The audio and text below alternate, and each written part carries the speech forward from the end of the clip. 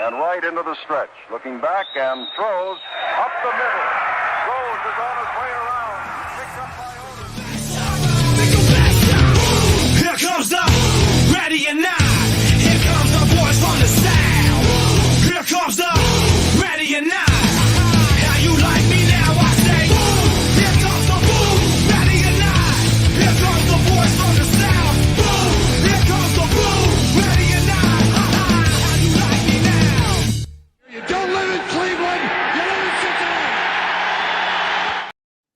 You are watching live to the Best Damn Victory Monday podcast in Cincinnati. This side of Lebanon High School. My name is Santori Miles. We got Bengal Dad. We got Greg Luther. We got another freaking victory. How we doing? How we doing? Buddy, this is New Orleans all over again last year, if you remember correctly, Santori. This feels like New Orleans when we just started things off. I don't remember shit, but I'll trust you. You don't remember me at the theater pacing back and forth last year during the theater game? I don't remember anything. I just Okay, remember I tell people to calm down all the time. All right. I was in panic mode this year, but I was telling people to calm down last year. Wait, let's keep going. Let's keep going. Come on, let's keep it going. I'm still kind of panicked, but I feel better. Exactly. I'll take that as a compliment, Bengal Dad. Bengal Dad, don't stay on the tracks. The train's coming through. Yeah!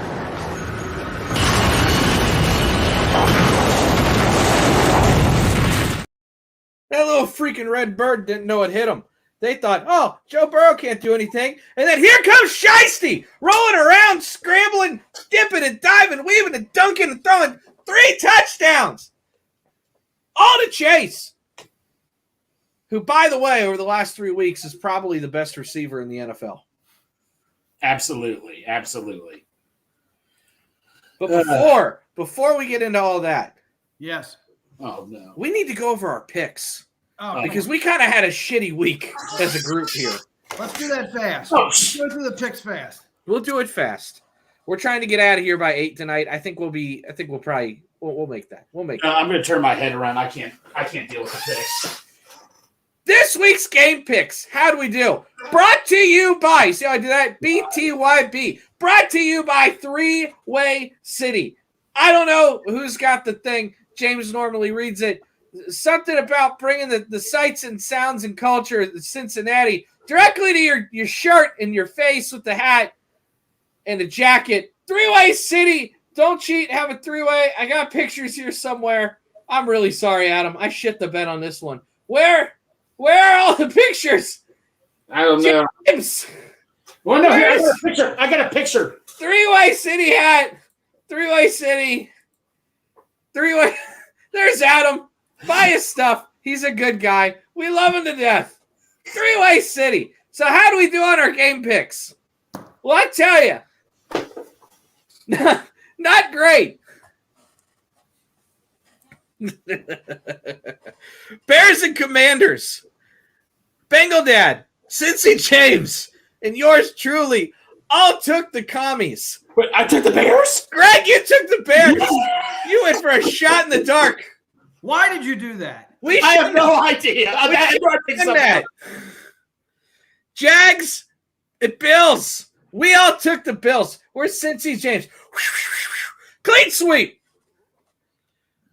Saints and Patriots.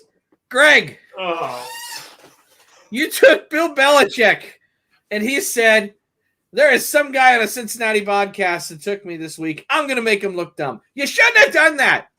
Saints over the Patriots big time. 3 points in the last 2 games, Greg. But it's Bill Belichick. He sucks. He's washed. He's like 100 years It was old. Tom Brady. Yeah, but still, you figured he would have been mad or something and had a better game plan. He's probably pissed now. Yeah. Titans and Colts. Santori and Bengal Dad witnessed it firsthand and said, the Titans really ain't all that in a bag of chips. We took the Colts. Cincy James and Greg were still licking their wounds from last week. They took the Titans. They shouldn't have done that. God. Ravens and Steelers. We all took the Ravens. We shouldn't have done that. Woof, woof, woof. We need like a when all 4 of us get it wrong. Panthers at Lions. We all took the Lions. I think they're legit at this point. Yeah. I don't know if they're a contender. They're definitely not a pretender. They're We were just all a smart solid on that team. one. Yep, we got it right. Clean sweep. Texans and Falcons. Bengal Dad, you took the Falcons. I chose the Texas toast and I got toasted. No, you took the Falcons. I thought I'm better than I thought. We went 1-3 on that one. For Santori, Cincy James, and Big Savage Greg. We shouldn't have done that. Oh. You got Texas toasted. Yep. Giants and Dolphins. Man, if it's not the 49ers, it's the Dolphins. They look like they're they're hotter than a firecracker right now. We all took the Dolphins. Clean sweep. Cardinals and Bengals. Cincy James is the only one with his shining optimism coming through the clouds. I said tie. I don't know what you were doing there. Bengal Dad, you and I took our mortal lock of the week for the Bengals to lose. Every time I say it. I'm saying tie for the rest of the year for the Bengals. Just mark me down as a tie for the Bengals. It'll work. And Joe Burrow said, we shouldn't have done that. Eagles and Rams. We all took the Eagles. I think that was an easy one. Yeah. Oh, yeah. Jets and Broncos. Greg. Oh, no. You and I took the Jets. Oh, thank God. They pummeled the Broncos. Which, if you're not paying attention, this Sean Payton and Nathaniel Hackett saga is one of the funniest things on the planet. Sean Payton came in, blasted Nathaniel Hackett, said he did a terrible job with the Broncos. They're a terribly penalized team. Everything's wrong. Shows signs of basically just took Nathaniel Hackett to the woodshed. Well, Nathaniel Hackett's now coordinator with the Jets, helped annihilate the Broncos. And the Broncos, by the way, are now the most penalized team in the NFL. So, Sean Payton, if we got another Belichick thing going on here, Sean, you lost Drew Brees as Jesus, and now you can't win a game. I'm all for coaching makes things better. But I think having an elite quarterback's a little better than having an elite coach. Maybe they're just average coaches that elite quarterbacks make look great. I don't know. Zach Taylor got better this week. He did get better this week, ironically. How did that happen? I don't know. Moving on. Chiefs and Vikings. Cincy James. You took the Vikings. Whoa. I don't blame you because I don't think the Chiefs are all that in a bag of chips this week. They're struggling a little bit. They got gifted the win this week. I don't know who saw it. A little shady. Little Taylor Swift home cooking going on right now. You know what the best news was from that Kansas City game? Miss Swift did not attend. Yeah, Travis Kelce got hurt that game, didn't he? Yeah, he came back and got a touchdown later. And apparently Travis Kelce's mom was on TV and somebody asked him about her absence. And she said, I think they'll be all right. Yikes. Could be a problem. We're going to get a new album soon. Come on, Taylor. Anywho, Cincy James, you took the Vikings. You shouldn't have done that. We all took the Niners. I don't think I'll be picking against the Niners anytime soon. Even against the Bengals? No. Greg, I picked against the Bengals this week. You think I'm going to pick the Niners? I'm kidding. You think I'm not going to pick the Niners? Oh, my God. That team is the most complete team that we've seen in years. Yeah. Hopefully McCaffrey holds out for a contract. That's man. They got a legitimate chance. They got it everywhere. The Dolphins might not be popping the champagne this year. Well, no, Kittle. I think it's ridiculous to have the undefeated conversation. Yes. That's the one if it's going to happen. Anyway, 49ers won. We all got that right. This week, in last place. Now, granted, we still get a game tonight, but James isn't crawling out of the cellar on this one. In last place, Cincy James, so far, 7-6. Oh. I'm not in my head. Damn. Third place, Greg, with an opportunity to tie for first. What? 8-5. Currently tied for first. Dad and I at 9-4. So who am I rooting for tonight? I don't remember who you picked. Packers and If Raiders. we picked the same one, I think I picked the Raiders. I think I did pick Cincy James sent me the list. Hold on.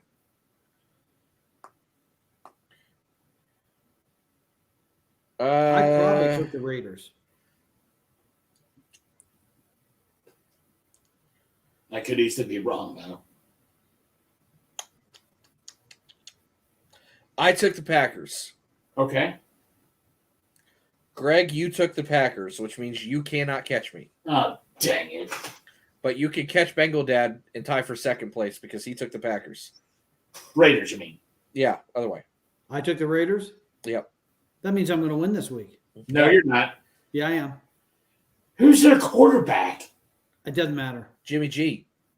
I thought he's hurt. Jimmy GQ. I thought he was hurt. I don't know. Who knows? You know what a guarantee is when Jimmy G plays? What's that? My wife watches the game. Ah. Oh. All right. I do want to go over some of these bold predictions of sleeper players. I said they're all asleep. Well, guess what? They all woke up this They week. all woke up. They all woke up. See? I got it right. I went with the old Greg Luther reverse jinx there. I got it. There you go. What did I go with? Greg, you said Tyler Boyd. Oh, my God. Listen, he went 5 for 50 or whatever and had a touchdown called back. He didn't have a bad game. Yeah, but still. Dad, you went with Joe Burrow. Hey! Boom. The calf is healed. I think it was healed the whole time. We'll get to that later. Yoshi from Cincy James. He caught a catch. He caught a ball. He kind of caught a ball. It should have been overturned. He went like this. I don't can't know. believe they did I don't not know. catch that. I don't know.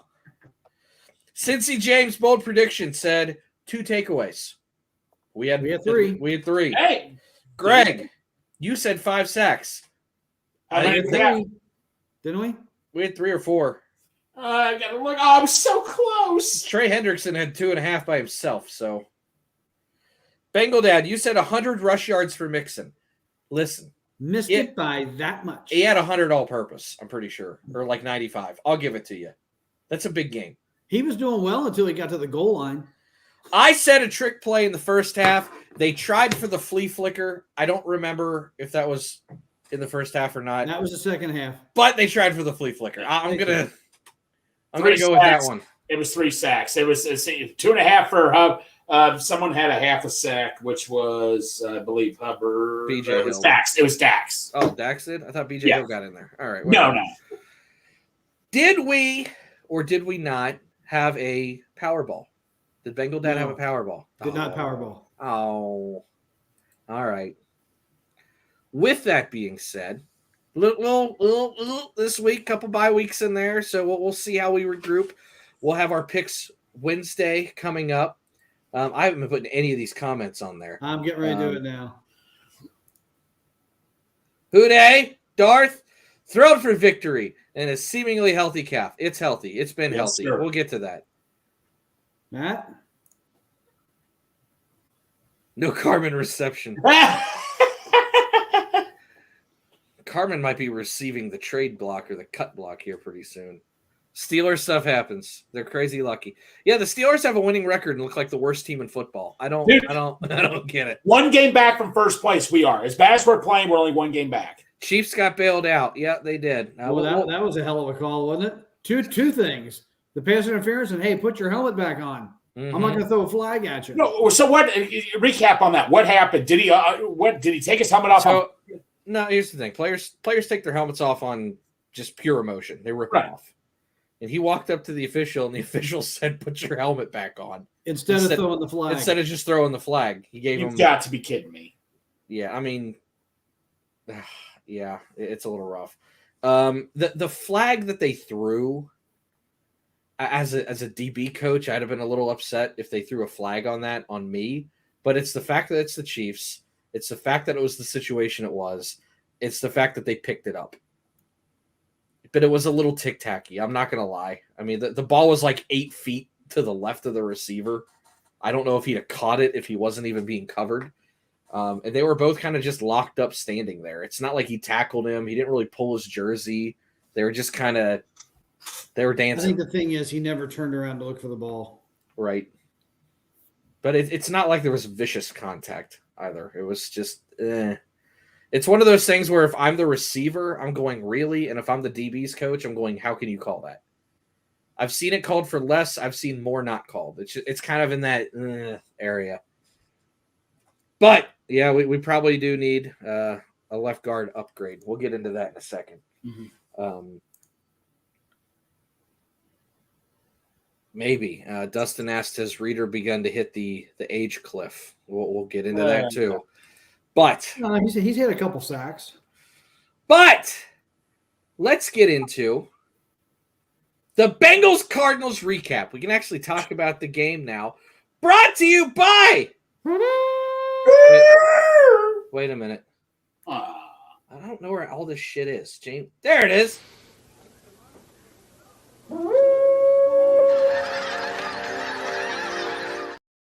Picture, if you will, you were told to go to Texas Roadhouse after you just prepared a metric ton of pork and chicken wings. You sit there. You're not a party pooper. You eat a bunch of catfish. You eat chili. You eat potatoes. You eat a bunch of rolls. You get up. You go to your dad's house to watch the Bengal game, and you bring the food. And then you sit there and you eat the pork. And then you sit there and you eat the wings. And then you sit there and go to another birthday party because everybody in your family was born on the same day, apparently. You come home. The Bengals have just beat the fucking brakes off the Cardinals. Shiesty's back, and you just want to relax. Where do you go? You go to Brimminghorn Meadery.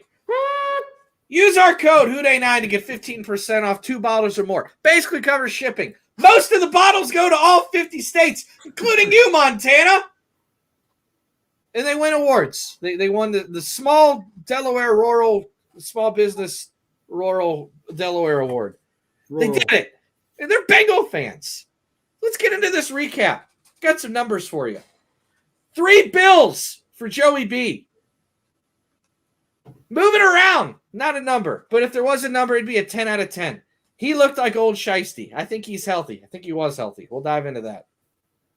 Mixon with almost 100 all-purpose yards. Jamar Chase, 192. Video game.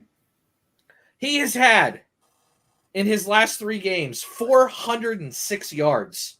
7-11. He has had 34 receptions over the last 3 games. That's a ton of work. Yeah. We'll get into what that might mean for T. Higgins in a minute. But I'll tell you what, they ain't miss a beat. No. They look good. It was finally the Shiesty we thought we were going to get all year. You can tell he's still a little, he's not quite there yet. They're not full throttle. But my God, the night and day difference from weeks 1 to 4 and week 5, Jesus, Joseph and Mary. That's a whole new quarterback. Bengal Dad, I'll let you go first. Give me your thoughts. Well, my thoughts are if that's the quarterback that we're going to see the rest of the year, we're back. We're back in it. Our defense is going to be a little bit of a concern, but I think we're going to outscore a lot of teams if that's our quarterback. Well, the glaring need on the defense is run defense. Mm-hmm. And if you're trying to beat a passing game. Yeah, if you start scoring points, you're going to take the run away. Yeah, I always say it. I've said it one time, I've said it a million times. Trying to beat a passing team with a running game is like bringing a knife to a gunfight. It might work every once in a while, but you know what impressed me most about yesterday? Me? It's the first game this year that they haven't let the snowball effect kill them. Because typically so far this year, as soon as the wheels start to get shaky, the wheels fall off and they're done. We fell behind in that game. And then we tried to battle back. And then we get stuffed at the 1 yard line and don't score. That's pretty deflating when all that happens. And then they come back with a pick 6, and then they roar down the field to start the third quarter. And it kind of looked like last year and the year before. It's the first time we've seen that. Yeah, they didn't give up. There's been a couple games this year, and I've heard it from multiple people where it kind of looks like they packed it in around the fourth quarter. That was not the case. They maybe it's a confidence thing. I don't know. It's all Burrow. But yes, it's 100% Burrow. Gregory, thoughts? So, my thoughts as simply as this: Mark Sanchez, never a big fan of him as a player and all that and stuff. The only thing I remember him best is the butt fumble he's done. But I tell you what, he made a couple good comments. If you notice when Burrow had a couple of those quarterback sneaks where it was 4 yards, 5 yards. He was right about this. They kept saying that would have been a sack a couple weeks ago when his calf was hurting because he stayed in the pocket too much. Those little plays like that, or him extending the play for that Chase touchdown where he extended the play, running out of the pocket, like you were saying, Bengal Dad, the Burrow we're used to seeing. Like you say, if he can play like that, because Burrow's number one thing is extending the play, and that's a big game changer. Well, when you extend plays and you put that thought in the head of the defense, they won't blitz you, and you'll wind up getting plays like the opportunity on the flea flicker they didn't connect on and the 63-yarder that they did connect on with Chase. They'll take shots downfield. Well, that's what all that does. It just opened up everything. The other thing it does, and this kind of piggies off the opening up everything, you're not going to get the crazy stunts on the line as often because you have to be concerned about the run game, right? You can't just go, okay, well they're in 3rd and 8. Let's do a crazy stunt. No, they're 3rd and 3. I need to make sure that if they run the ball, that I don't have a defensive end looping around and I'm not screwed on an outside zone, right? You have to kind of dial it back as a defense if you're constantly in a position where you have to think as opposed to attack. And that's what that does. The other thing it does is, and we saw it, they started taking one guy out of the box. They started going with that cover 2 shell again, which we're so used to seeing from last year. And I pointed it out to you, Dad. I said, all that shit underneath is going to be open. And now the linebackers have to actually do reads and drop back and get in zones. That's only going to help Joe Mixon. That's only going to help Tyler Boyd because that's where he lives underneath. Maybe if Irv Smith would decide to wake up and do something, it would help him out. But it opens up everything. And I don't want to hear this, oh, well, they can't throw deep. They took several shots. I don't want to hear the Joe Burrow's leg isn't strong enough. He threw a ball the farthest he's ever thrown one in an NFL game this week, and he's supposedly still hurt. It's everything opened up a little bit. I know the Cardinals aren't the best team. I know they're not. But at the end of the day, it's an NFL team that gave up 34 points, and the Bengals last week couldn't get out of their own way. Yeah, this has nothing to do with who they played. It has everything to do with how well Joe Burrow looked. Yes. And I hear a lot of people commenting on that 3rd touchdown and the velocity that he put on that ball, which some people think is more velocity than they've ever seen him throw a ball with. It didn't strike me that way, but I hear a lot of people talking about it. Well, Santori did. Was that the one where Chase was going left to right back of the end zone? Yep. I mean, I haven't really looked at it, but he definitely got something on it because he had 2 guys tailing him. He couldn't underthrow that ball. Right. Santori, to add on, even like you even said in the chat, that even when Burrow was getting sacked, you even pointed out, at least he's running around trying to escape and not just standing. Well, the one that he made probably 3 or 4 people miss, and he ended up getting planted pretty good. Yeah. I looked at Dad and I said, I have never been so happy to see a sack in my life. Yes. I said, Shiesty's back. He's moving. You're going to have that happen. It is what it is. Even on the worst day the line has had this year, it's still only 3 sacks, and it really wasn't the worst day. They actually graded out really, really well, believe it or not. And let's give the line a little credit. Mm-hmm. Joe Burrow, and this is not me pulling numbers out of my ass. This is stuff that you can go find. It's on Pro Football Focus. I do not use their grades. I did a lot early on when I first bought Pro Football Focus because I was enamored with it. You'll notice I don't use grades. What I use is the data and the statistics. And then I find out where that kind of trends. I use a lot of standard deviation. What percentile does this put me in for league averages, right? I like pass blocking efficiency once you kind of start to understand that one. It's on a scale up to 100. All those scales are always easy to understand. A bad is about 90.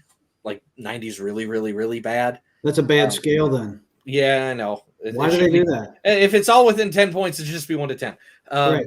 But 90's bad, 100's perfect. Okay, the elite guys are somewhere in the 99, right? Average, you really want to be about 96 to 97. Anything above that, you're doing your job.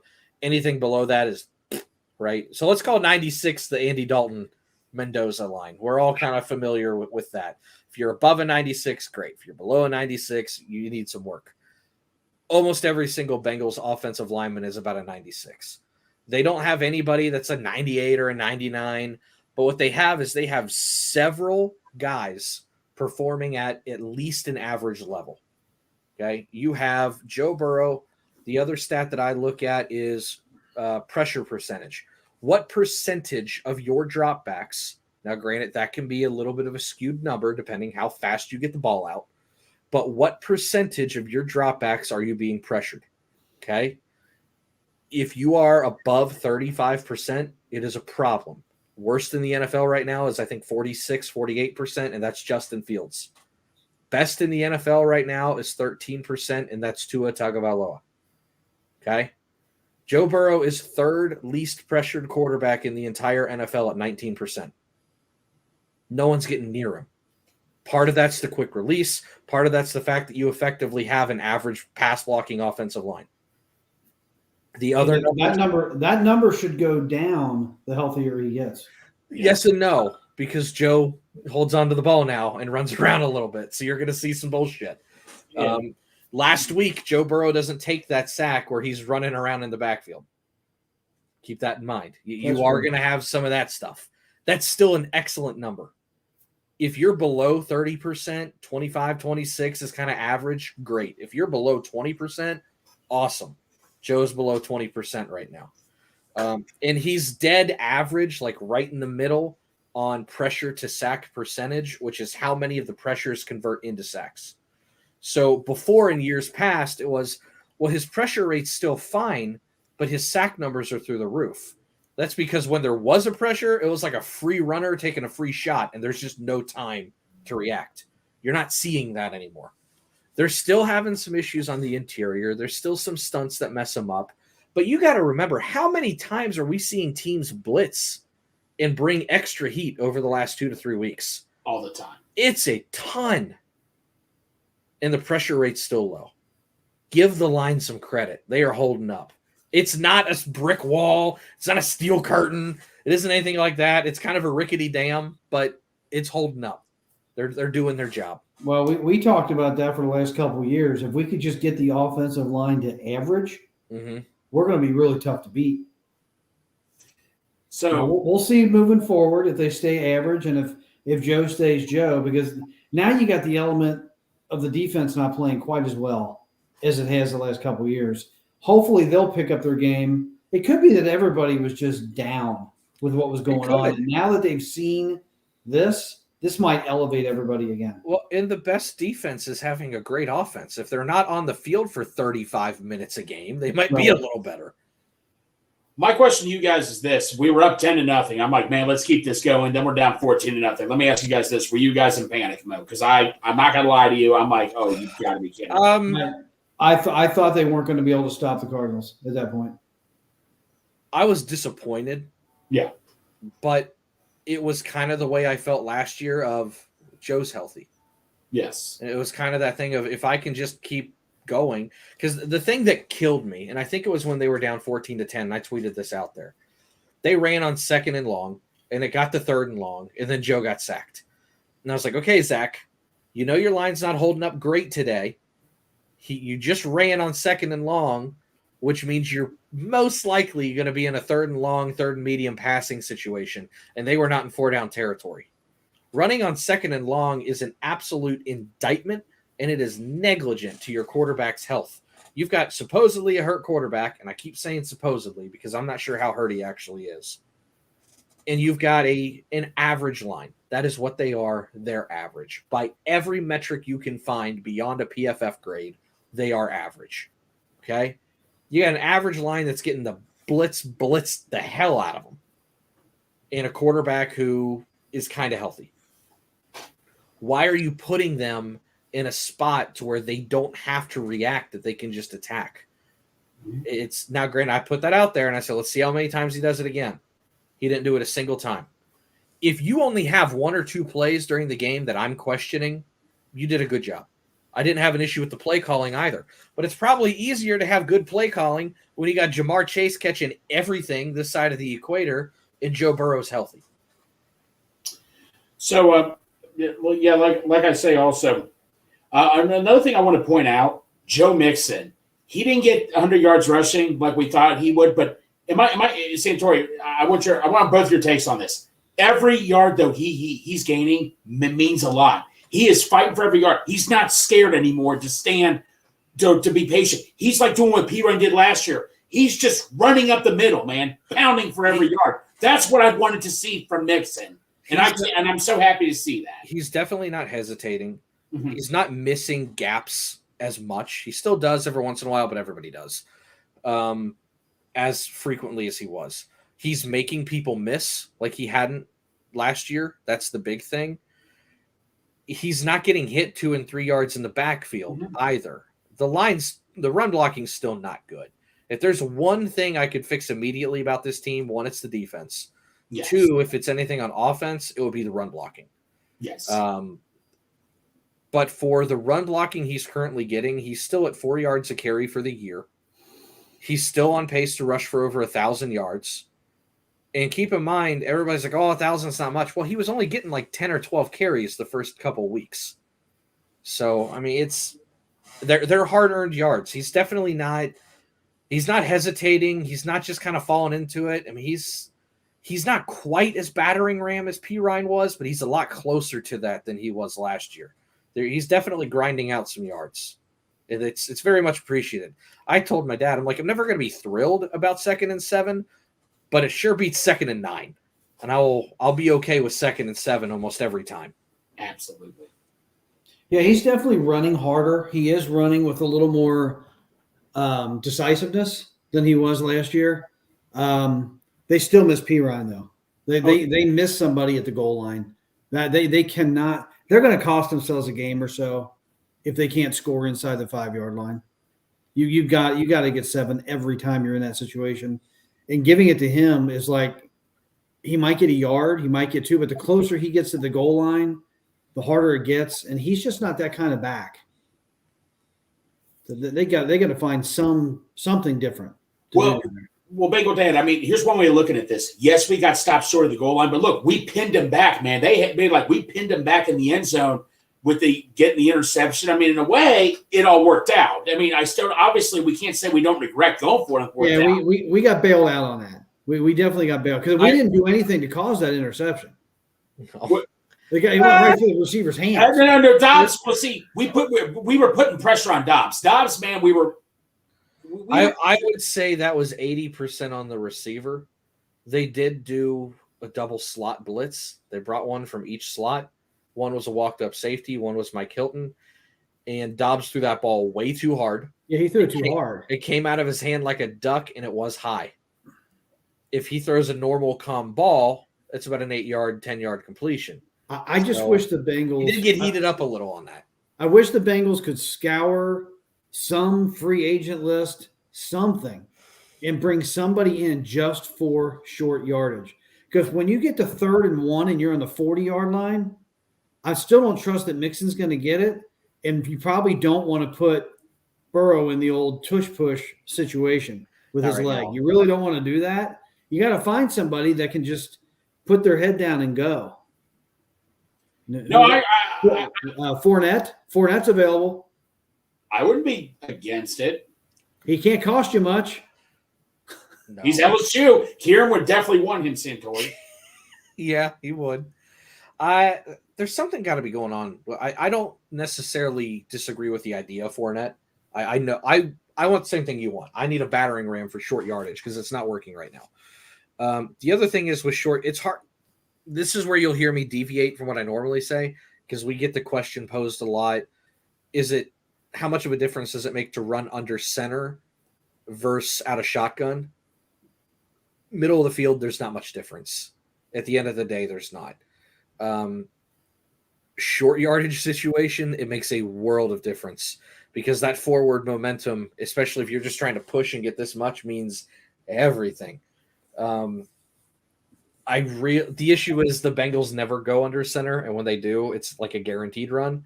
But in those situations where it probably is a guaranteed run, give me a fullback, give me a battering ram. Let's fucking push it and go. Just old school. Line up, rugby scrum. I don't care. Or just pull it back and quarterback, just roll it. Yeah. I mean, walk right in. Nobody's going to expect Joe Burrow to run right now. Handing off from the 2-yard line out of shotgun to Joe Mixon does not work. Something else that I heard on my way driving home about that. Go ahead. I was going to say, the Bengals splits are too wide at the goal line because of the shotgun. Mm-hmm. That's what I heard driving home. No, You Santori, probably heard that from Tony Pike. You guys call me naive. That sounds like a Tony Pike thing. He's probably right. You guys can call me naive on this, but I am against handing the ball off in the shotgun to running back, because in my personal opinion, it just gives the defense more time to get to in the backfield. That's just me talking right there. That's just how I think at times, especially like you said, Bengal man, on 3rd and goal on the 1 or 2 yard line, that I get nervous on plays like that. I think you have to have a very, very shifty running back for that to work. Yes. And Mixon is just average when it comes to shiftiness. Yeah, I get what you're saying. Now, you could have got away with that with Barry Sanders. Oh, 100%. In lieu of going for 2 hours about scheme, we'll keep moving on that one. Let's keep moving. Here's my topic that I want to bring up. And I posed this kind of not tongue-in-cheek, but just as a hypothetical, and I didn't even put an opinion on it. But when the time comes, next March, April, whatever it is, how concerned are you with trying to pay T. Higgins right now after what you've seen from Chase? I think it's becoming less and less necessary. If you remember last year when Chase was out for 4 games, the offense did really, really well. And it's not a T. Higgins thing. No, I don't think they need to spend that much money and have $60 million wrapped up in their receiving core. I don't think they need to do that. Irwin looks fantastic. This is what I'll say. When there is one primary, because right now they have 2 when T's out there. That's a 1 and 1A. Yeah. When it's a clear 1, I think the offense operates better. When they just feed Jamar or feed T, because when Chase was out for 4 games, T went off. When T's been out, Jamar has gone off.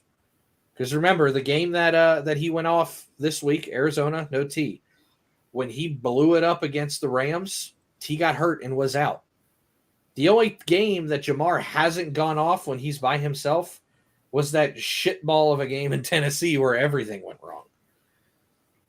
And T played in that game for a little while too. So, if it happens again where we're just going to feed Chase the ball 10 times, because here's the thing, you can't tell me they weren't trying to double Jamar Chase with T. Higgins out. No, that had to be number one priority. They triple teamed him. What's starting to happen here is I think we're starting to see that we've got a receiver that's kind of like Devontae Adams or Jefferson. It doesn't matter. That even if you know he's getting the ball and they're going to feed it to him, he's open. Well, the thing that does is it draws so much attention. When you've got, T and Chase and Boyd out there, it's kind of like, what do we do? So you go into those cluster zones, right, and you don't get a whole lot of man. When you've got just Chase, teams are more likely to play man or double team, and it loosens everything up for the other. It's almost a reverse of what it sounds like it should be. But if you've just got one guy that you're going, shit, if we don't prioritize this, he's going to get 200 yards, you start to forget about the others. Yeah. If you're constantly worried about everybody, it's almost like a lulling them to sleep kind of thing where you're just thinking, oh, shit, Chase. And Irwin kind of quietly had 8 receptions. Like, I don't know. Maybe they don't need 2. And hats off to Irwin, punt returning. He did really well in punt returns. Mm-hmm. Santori, that was one of the first things Dale said. We did a Bengals and Bruce show after the game. At first, I'm like, that's crazy. But I'm like, you really think about it, man. Like, is Burrow thinking, okay, I got to give him the ball. I got to give T the ball. I got to give Higgins. But like you said last year. Maybe they're not thinking, do I get him the ball? Do I get him the ball? But I think it comes from the coaching staff of thinking, how do I utilize all these targets? And you start thinking about all the toys you have and how you want to use them instead of just going, drill them with this guy. I think there gets to be a time where a coaching staff, I'm not saying they're spoiled. I'm not saying they're trying to get the guy the ball for contract reasons. It just gets to be, think of it this way. If you've got 2 cars, right? One's your everyday driver and then the other's the sports car, right? You know when you want to drive what and when you want to drive the other. But if you've got 3 and 4 sports cars, someone's not going to get the attention, or you overthink it, or you try too hard to use all three, and it messes with the flow of how things should be.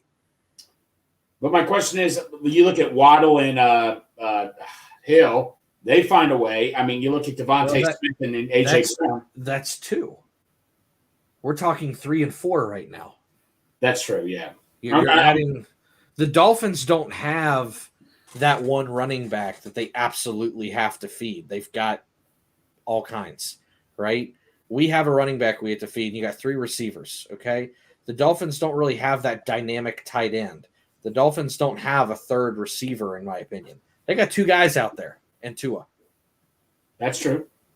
When it's just Chase and Mixon out there, it's kind of the same thing. It's 2 guys. I'm telling you, Irwin is sneaking into that group.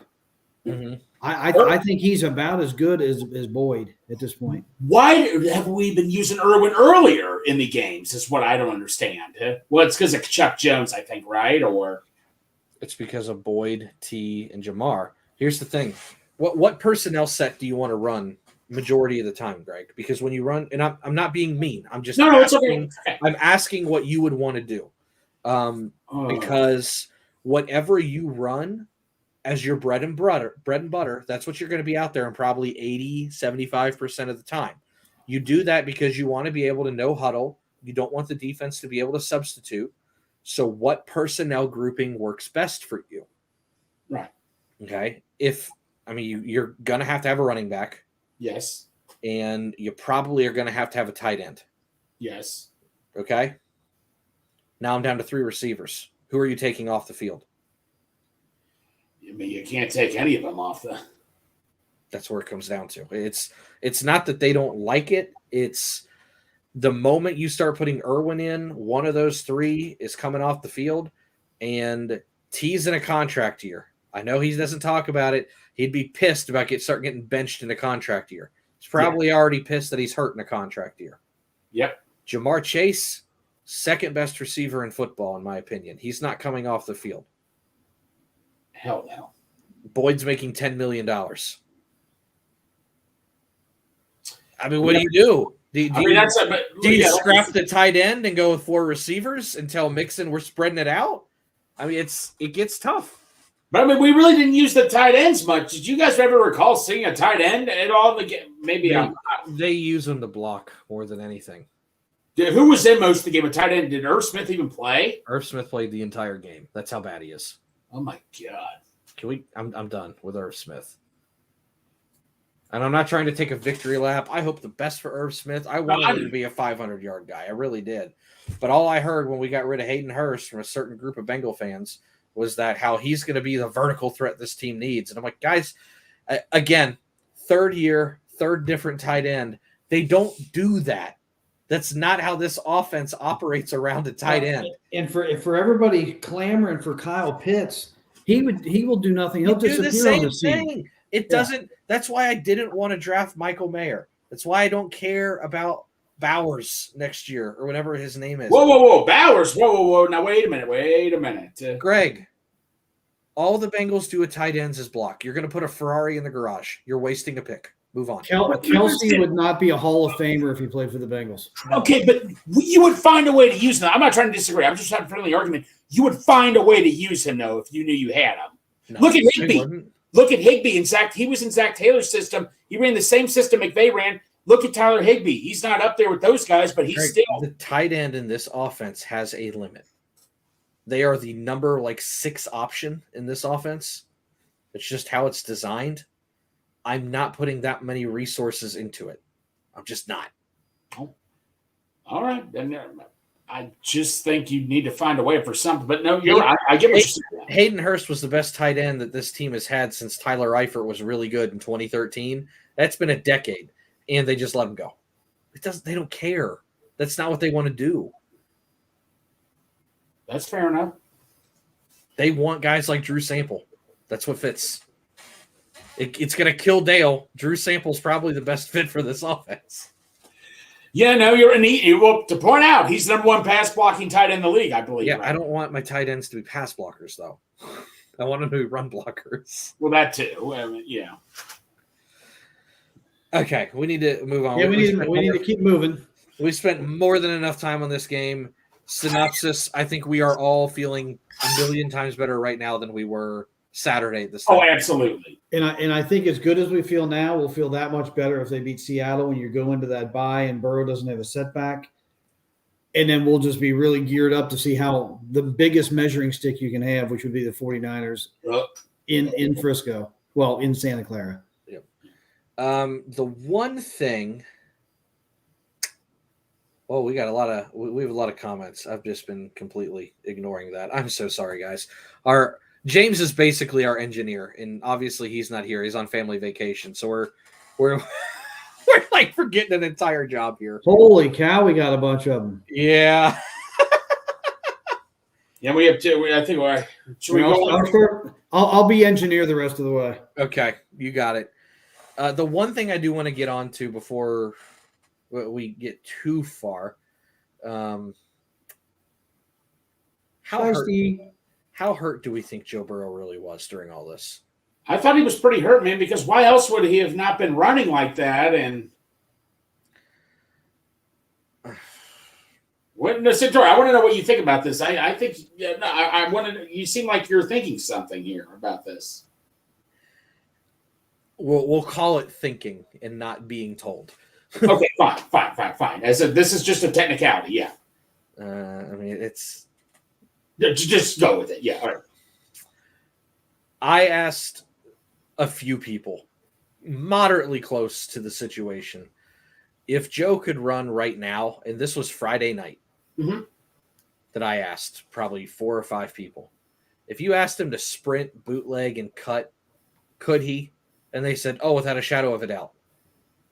One person told me, this is a 2-week injury. We're on week 9. This is getting ridiculous. They need to let Joe just play. It sounds like Joe was legitimately hurt early, and he's been fine for the better part of 3 or 4 weeks now. And the team was afraid to get him hurt, so they dialed everything back, tried a couple weird things to circumnavigate what they thought was still a nagging injury. And here's the thing.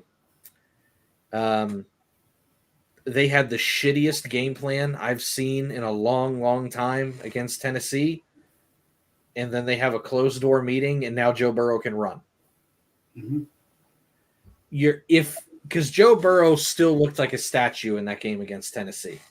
He did. He did not look like he did this week. You mean to tell me for 8 weeks Joe Burrow couldn't run or move? They have a closed-door meeting, and 72 hours after this closed-door meeting, Joe Burrow can run again? Well, and one day after the game, Joe Burrow's telling the team, I'm good. I'm really good. We're going to win this game now.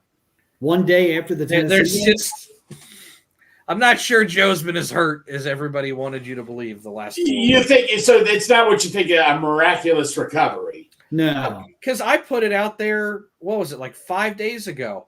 Wouldn't you be a little bit mad if Joe looks like normal Joe this week? After everything we've seen for the last month of him not being able to fucking move left or right, and now all of a sudden he's back to himself out of nowhere? 9 weeks into an injury where 8 weeks of it he looked like shit? Greg, if you couldn't throw a baseball for 8 weeks and then 3 days later you came up firing 90-mile-an-hour piss missiles, I'd be going, wait a minute. What just happened here? Yeah, that's what I was like. I'm like, I'm glad he's good to go. Don't get me wrong. Maybe there's I don't know. There was I think here's the thing. Our head coach has about a 4-year history now of getting to week 1 with Joe Burrow and being a little tentative on what we want to do. Hey, let's get to a few of our comments. I'd love a 1-2 punch in the backfield. The old jet backfield, which I've never seen. Been waiting since Dylan and Kajana Carter. I think that's who it was. Yeah, I don't remember it. I don't remember who that was anymore. Tom, what do we think of all the runs at the goal line by Mixon? Oh my God, pathetic. It kind of reminded me of Super Bowl 16. I wasn't gonna say it. Pete Johnson, huh? Yeah, that's kind of what it reminded me of. Well, to do a bootleg or do something, man. Do like, Pull the old you can't Spider you're not 2 gonna wide bootleg with a banana. shotgun. or to do the Statue of Liberty for Pete's sake. Statue of Liberty. Fumble Rooski. Then again, should we go back to that Ravens play that we did one time that did not work? I don't know. Hold Yeah, on, I agree Mike. with Tom. He doesn't run like a sledgehammer. No, I agree with that, Tom. They need a bigger back. They need somebody that, even if you're not a bigger back, if you think you're a bigger back. James Brooks used to think he was bigger than he was. He ran with violence. They need somebody like that Pacheco guy for Kansas Oh, my City. God. He's not all that big, but holy cow, he'll run you over and stomp you to death on the way. Exactly.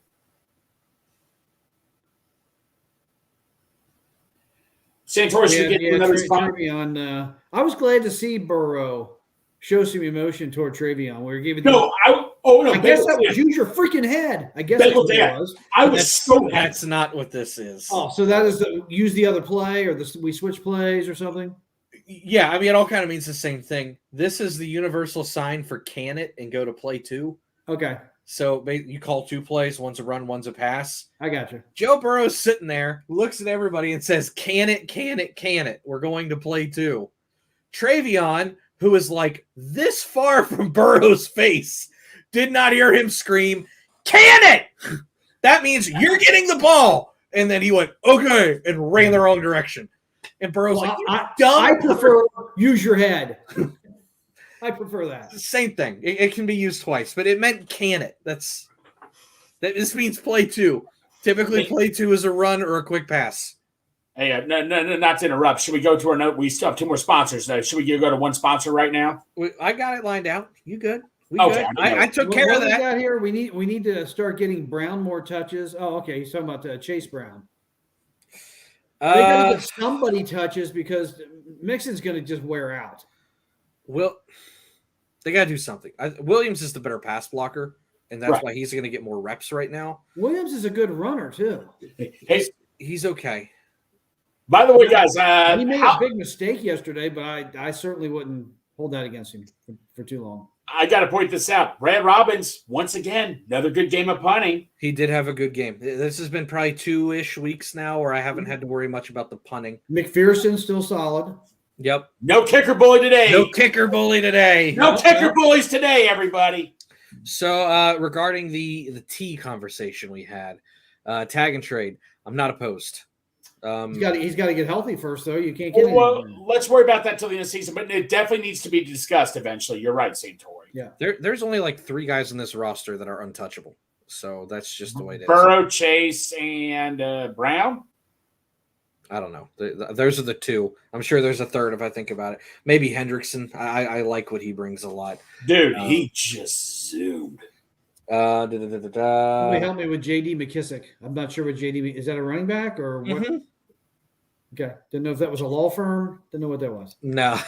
JD, Update. running back. Update. Just for the Seattle game, they say Geno Smith's knee is fine. He's expected to play next week. I didn't even know he was hurt.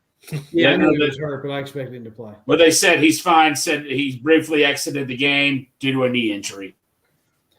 Okay. All right, so we've got about 1 million questions for my brother here, so we need to. Oh, here we go. continue. What's Tag up, team PJ? trade in the first round pick. Yeah, tag then trade for a tight end. It doesn't matter. No, who your we're not trading for is. tight end, PJ. The PJ, it's not going to happen. I don't think, buddy. Run offense and defense need to be better to make a run. I agree, especially once you get to the winter. You really do have to start relying on that in the postseason. Darnell Washington would have been a great fit here from Stranger. If that was Pork Chop who would have said that. He may have He because would of have the way looked good he's in the used. uniform. No, he would have been great for us. I'm not sure if they'd have thrown the ball to him. I don't care what percentages you want to put it. Joe Burrow was hurt enough to not be effective at the beginning of the year. I don't know about that. The first game or We're two. never going to know the answer to that. The first game or two, sure. I think he was 100% healthy by Tennessee. I saw enough in pregame warmups down in Tennessee, and I recorded it where he was mobile enough and driving off the back foot. And then all of a sudden he's healthy. I would say he's probably been good to go for at least 2 weeks. No confidence in it, and play calling didn't allow him to move. Yeah, I mean, I think that's part of it with his ankle. I think Joe was lacking a little confidence. You could see it in his reads. You could see he was a little hesitant. He wasn't hitting the out routes as quick. I agree with Ron. It was a miracle. It's a Festivus miracle. We're going to move on. Was it Joe or the coaching staff or ownership? Yes. Moving on. They need to get Hudson involved. Hudson's my guy. I like Hudson. But Hudson's not going to be active as long as Irv Smith is alive for whatever reason. Irv Smith must have pictures of Zach Taylor. What happened to Chris Evans? Why is he in the doghouse? He's not even allowed to do this anymore. I don't know. They let Travion do this now. What does he have to do? There's obviously something going on with him and the coaching staff. From my personal experience, when it comes to a guy not getting on the field, it's just a trust thing. There's something going on during the week that they're not happy with. I don't disagree about the neighborhoods in New York being ready by Tennessee. That's what I said at the beginning of the year. Yeah. Sorry, stranger, I had to. I think he was probably a little shaken up at the beginning of the year, but I really think it was only a week or two. I think it was more confidence in him and then confidence from the coaching staff. They definitely got their head out of their ass this week, though. Tailgating news, and we've put this out there a little bit. Brought to you by Script Coffee. Hit it, Greg. That's Script Coffee. I just heard it's great coffee. Everybody says it's great coffee. Greg lives and dies by the Script Coffee. You all have to try it, I guess. I'm not a coffee drinker, but if they say it's great, I believe them. It must be great. Go to scriptcoffee.com now. Do you know where you coffee? Where can you get it, Dad? Where in person? Where in person? Yeah, you tell me. Sonder Brewery. There you go. And Whole Foods also. In any Whole Foods in the Cincinnati area. There you go. And they love the Bengals, and they got Bengal stripes on their coffee, and I'm sure it smells good because I love the smell of coffee. And where can you try it this weekend? I think. No. It's not this weekend. No, it's Brimminghorn's this weekend. Brimminghorn's this weekend. What can you try this weekend, Greg? Brimminghorn Meadery. And do you like honey? Do you like something or Brimminghorn Meadery? I got my weekends mixed up. No, it's okay. I said Script was going to be this weekend. It's in 2 weeks. Script is the Texans game. That's November 12th. Yeah, we're close. It's okay. And if Script Copy didn't like what I did it without a script. Also to point out another show that I'm on, Bengals and Brews. We are sponsored by 50 West. There'll be 50 West beer all season long also, which is right next to Rally Around the Natty. I call it BrewNet. We're combining them together. We're siphoning their beer. It is what it is. What does that mean, siphoning? I'm terrible at that. Siphoning. Like you take a hose to a gas station. It means stealing. We're siphoning from them. Okay, siphoning sounds much more better. Siphoning. That's fine. You said siphoning. There's no T. Siphon. Oh, I thought it was stifle. Like, what do you mean stifle? Okay, siphon. That's fine. Siphon. There you go. Let's move on. What we got here? What happened?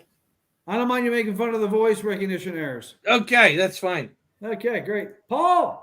Whoa, he just wrote the paragraph. Truly believe our O-line is better this year because before the past game. Burrow was sacked 8 times through 4 games compared to 4 games. Yeah. Here we go. He's getting sacked half the time. That's a math equation.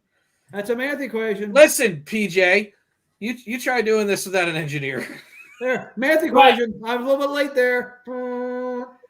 This show is we struggle bus without James. Oh my God. I got my speech ready whenever I'm ready. Well, we do need to always talk about, and we have yet to receive anything yet, so y'all suck with your community. Our jersey giveaway, sponsored by Midwest Best Barbecue. Hit it, Greg! Barbecue! Are you looking for great food, great atmosphere, and even better people? Well, look no further than Midwest Barbecue and Creamery. Head on down to 669 Justice Court in Loveland to chow down on their wings, barbecue, mac and cheese, sandwiches, ice cream, and so much more. They even offer catering services, too. And to top things off, the owners Tim and Nicole Worsham are massive Bengals fans. Don't wait. Go to www.midwestbarbecue.com to get your carryout or delivery order placed, or go dine in to enjoy the sights and smells of Midwest Barbecue and Creamery, which is open Wednesday through Saturday, 11 a.m. to 8 p.m., and Sunday, 12 p.m. to 7 p.m. That was so much better than mine for Script Coffee. Listen, Well, you didn't write it down. You don't have a coffee thing on the back to read it from? I don't have a coffee bag. Nobody gives me a coffee bag. Not all of us have the eloquent ad lib that I do. You are an ad-libber. I am an ad-libber. I do things on the fly. Man, here, quick story time. Because we're just about at the We're tail at 1 end hour. here. It's been a quick story. Let's do it. This is a quick story. So you can ask my wife, and she hated this about me. My wife, and she'll be mad at me for saying this, when we were in college, we both took communication classes. And if you've ever taken comm classes in college, most of it's just giving speeches, and they like to see how well you can present information. Ashley, I think, threw up. She failed one because she threw up. She had to leave to throw up because she got so nervous, and then they bombed her. Like, talk about insult to injury. I refused to do any research because I thought it was so much more. I hated when people would read just their, and they'd always get their shaking. Today, we're going to study the effects of marijuana on the brain. And it's like, oh my God, dude, just like, let's fucking go, wrap it up. And what? What'd you say? It's a swear jar. I say wrap it up. My. And I refuse. I would do like maybe 5 minutes of total research, and I would go up there and just wing it just to see what would happen. And Ashley hated me for it because I would always get A's. And she was like, I don't get it. I'd get up in front of the class. There was one time we had to do like products that didn't exist. We had to make up a product, and mine actually did exist. I just made it sound like it didn't. And then we had to do like some kind of advertisement for it. So I went like full on like Billy Mays for the not so smart TV, because that's when smart TVs had just come out. Oh my God, I had fun with it. I walked in, I was like, Billy Mays here, and I just went with it. I was like, you ever been in this situation? Grandma's in the kitchen cooking dinner. Your son's sitting next to you. You're trying to find the Reds game, and you got one of those newfangled TVs. You sit there, you lean to your remote, you say, hey, TV, put on the Reds game. For whatever reason, it says logging into PornhubTeens.com. And you're like, whoa, it's on autoplay. Something crazy's going on. Grandma's in the kitchen horrified. You now have to have the talk with the birds and the bees with your kid, and your wife's pissed off. You're on the couch for 2 weeks. No problem. That's minimum. Use my not-so-smart TV. You don't have to have that talk. Grandma's not going to be offended. You can still sleep next to your wife, and it's like $10 on eBay. Just get a Magnavox. And I brought in my like giant rear projection Magnavox TV that I had in my dorm room. It's like, you will never struggle with this TV. It will always be on channel 3, and the reception will always be not great, but you will never have any issues like that. I got an A, and I walked away. Ashley was so mad. She was like there was another girl, her name was Mackenzie. She's sitting next to me. She got so mad. She had like a Hershey bar, and she was trying to explain how compound interest worked with each one of the little squares. And I'm up there screaming about porn on the TV, and I got the A. That's my boy. Yes! Billy Mays. I had so much fun in those classes. I've not heard that in a while. I also overslept the exam for that class. How did you pass? I showed up and said, I overslept. Will you let me retake it? And she said, yeah, and handed it to me. And I took it right there in front of her and turned it in and walked away. Did you get an A? No, I got a C on that. I didn't study. Huh. Okay. That will vouch for me. I hated school. I didn't see a point in it. All right, what we got here? What we got? We're at the end. Brought to you by Script Brimminghorn Midwest 3 Ways. Yeah. Yeah. Anybody? Ashley is a Saint. 6-3 Packers. What kind of score is that? That's an out of whack hockey game. Raiders by 3. Monday Night Football is about to start. Predictions. The team with more points is going to win. Seahawks at 11 sack last game. I don't give a shit about last week. Seahawks had a bye week to forget about how well they played. He's actually doing a Billy. I never actually thought of it as a Billy Mays impression, but that's more. That was pretty good, man. That's probably just what it's just high energy screaming. Is all it is. Didn't he die of coke? Did he pass away from cocaine overdose or something? He had a coke problem. No, the original line, and before this was like Rally Round the Natty's infancy, when we had a bunch of radio equipment in my dad's basement. We had zero intention on going live video at any time soon. We made it like 3 episodes before we decided to do it. But the original intro was, and it was supposed to be my radio voice. So let me get off the screen here so we can get the full effect. We're gonna shut down the. Well, that's the full effect. He's gone. He's gone. What do we do now, Bengal Dad? I don't know. Okay, that's the button I was looking for. Oh my gosh. Wait, who's Ty? Who knows? I have no idea. Google account. I'm signed in somewhere. So we always had a radio voice. I gotta get my radio voice ready here. It was going to be something along the lines of, you are listening live to the Hot Butter Popcorn Studios Rally Round the Natty. My name is Santori Miles alongside Bengal Dad. You are listening live to a pre-recorded podcast is what the joke was going to be. So it would have been, you are listening live to a pre-recorded podcast out of Lebanon, Ohio. My name is Santori Miles alongside Bengal Dad. How are you doing this evening? And now it's just me screaming into a camera. It worked. So much more exciting. But I love the Hot Butter Popcorn Studios. Yeah, that was really good, we man. lost the Hot Butter Popcorn Studios. I told James I wanted to start bringing that back. Greg, are you in favor of bringing Hot Butter Popcorn Studios back? Hey, man, if you want to, let's do it. That was our production company. We were like, we need to. Who's this by? What's our studio name? And we looked over, and Dad has one of those old-fashioned popcorn machines for like the movies. Oh yeah, and it just says hot buttered popcorn, 5 cents. So I was like, all right, let's try it. And I leaned in, and I was like, Hot Buttered Popcorn Studios. And we're like, yes, that's it. That's great. So can you elaborate more what it's about? Like, it was just a studio name. It was.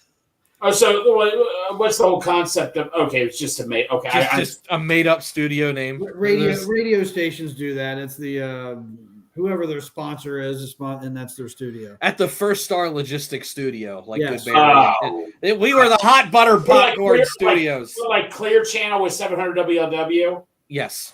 Okay. Yeah, it was something similar, but that's why. The infancy. Beyond Dad poking me like every 3 days with a stick for 2 years. We gonna do a podcast? We gonna do a podcast? We gonna do a podcast? And now the podcasts go too long. Yeah, I know. Well, listen, that first one that we sat down and recorded where we're like, we can do this and just kind of trim it out. I've got that clip somewhere. It's like 3 hours of audio. Oh my. It was a long, long session. Well, no, Bengal Dad, I remember the first time I came across you guys, Bengal Dad, you just sold me because you were big on La Rosa's pizza. I'm like, oh, this guy gets it. He also tried to make you shit yourself in a parking lot. Well, no, though at first he scared me. Like, I'm sitting in La Rosa's drinking my Coke, and this guy grabs me by the shoulders. And, no, you got me 2 or 3 times, Bengal Dad, that with Shiesty. Is Shiesty going to be hanging around in your barn that you might be getting? Oh, yeah. It's a concrete floor. I'll probably be bringing. If my wife had her druthers, Shiesty would have a little friend. Greg, how are you with frogs? I'm afraid to ask. There are a lot of frogs, and I'm very excited about the frogs.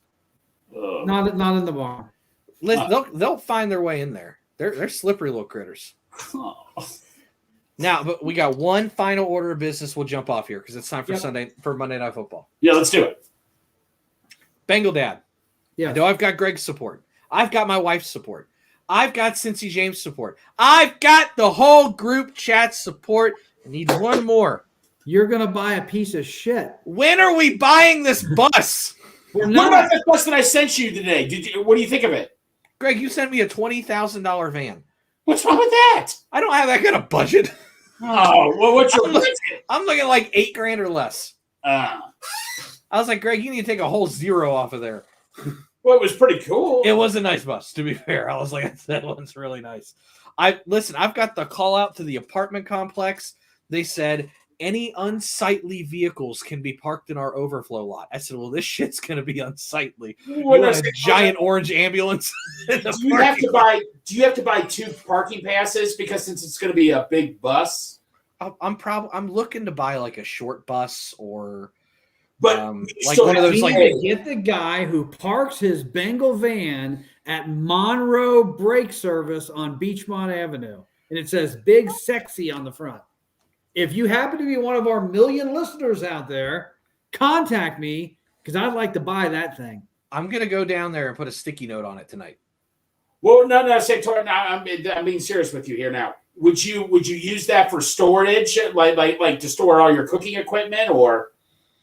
No, I mean I would put it in the car on the drive down, but I'd still try to have 4 to 5 seats in there, and then I'd empty it out. And Okay, I would like to put a TV in there on some kind of a stand.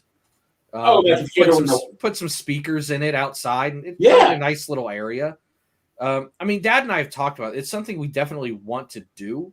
No, if you picked me up, pay for gas. He's Dad's got a couple other home projects he's working on, so he's not trying to do that yet. A little bit. I probably shouldn't do it just yet. Because if I waited another year, I'd probably have another $10,000 to play with, and then that $18,000 van would be easier to work with. The issue is that the ones that I'm looking at now, they're at least $6,000, and to do the things I want, it would be a 1.5 to 2 year project, and I'd probably have to put another $4,000 or $5,000 into it. Mm-hmm. So I know I'm going to be into this thing 12 to 13 grand by the end of it. It's a matter of finding one that's not an absolute piece of garbage. Like there was one today, it looked great. I contacted them and I was like, hey, it says 1,800. That sounds like way too good to be true because it already had like a Bengal paint job and everything on it. And they go, yeah, it just doesn't go in reverse. And I was like, that's problematic. It's not a good idea. That's a bit of a problem. Yeah, but if I find the right one for $5 or $6 grand that doesn't look like it's going to need a ton of work, I'll probably definitely do it. It's one of those things that Dad's just going to keep telling me no until I either just do it or he does. And if I wait for him, it's going to be like 10 years. And if I do it, it's going to be one of those, I can't tell you what to do with your money, but I think you're making a mistake. And then I'm just going to have that disappointed dad talk. And then I'm going to have the Vista Cruiser sitting in my parking lot or something. That's probably how that entire thing is going to go. You might be able to get a hearse cheap. Well, I would not be opposed I know you to would. a hearse. Well, if guys, we could have a Bengal hearse, oh my God, that would be cool. They say this is really good for tailgating. What about a used ambulance vehicle? It's on the list, but that's another one of those things. If I waited a year or so and Dad got done with some of his projects, probably that would be ideal. The cars that I'm looking at now are like Transit Connects or like F-350 box trucks. Oh, there you go. That you can get into. I found some decent ones today for like $7 or $8 grand because I sent one to the group chat and I was like, hey, I think I could work this guy down to $7. And Kieran's like $7,000 for a vehicle is too much. And I was like, okay, that's a whole other conversation. Hey guys, I'm gonna bail out here. You can keep talking about cars. Are you gonna do it? If I buy one, are you gonna like at least get involved with it and like have fun with this? Or Come on, Dad. Oh my God. Come back. If I buy one, are you at least stop it? Oh. Well, that's it. Bye. And right into the stretch. Looking back and throws up the middle.